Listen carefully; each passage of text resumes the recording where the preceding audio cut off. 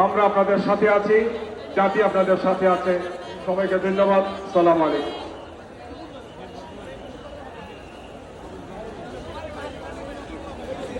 বন্ধুগণ, আজকের এই জাতীয় সমাবেশে এখন আমাদের সামনে বক্তব্য রাখবেন বাংলাদেশ জামাত ইসলামী কেন্দ্রীয় মজলিসের শুরার অন্যতম সদস্য, বাংলাদেশ শ্রমিক কল্যাণ ফেডারেশনের সংগ্রামী সেক্রেটারি জেনারেল, বিশিষ্ট শ্রমিক নেতা অ্যাডভোকেট আতিকুর রহমান।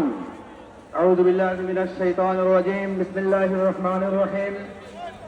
বাংলাদেশ জামাত ইসলামের উদ্যোগে আয়োজিত আজকের ঐতিহাসিক জাতীয় সমাবেশের সম্মানিত সভাপতি, বাংলাদেশ জামাত ইসলামের সংগ্রামী আমির জনতা ডাক্তার শফিকুর রহমান, মঞ্চে উপস্থিত জাতীয় নেতৃবৃন্দ, ওলামায়ে কেরাম, শহীদ পরিবারের গর্বিত সদস্যবৃন্দ, সাংবাদিক বন্ধুগণ, আজকের এই বিশাল জাতীয় সমাবেশের সম্মানিত উপস্থিতি, আসসালামু আলাইকুম রহমতুল্লাহি ওয়া বারাকাতুহু।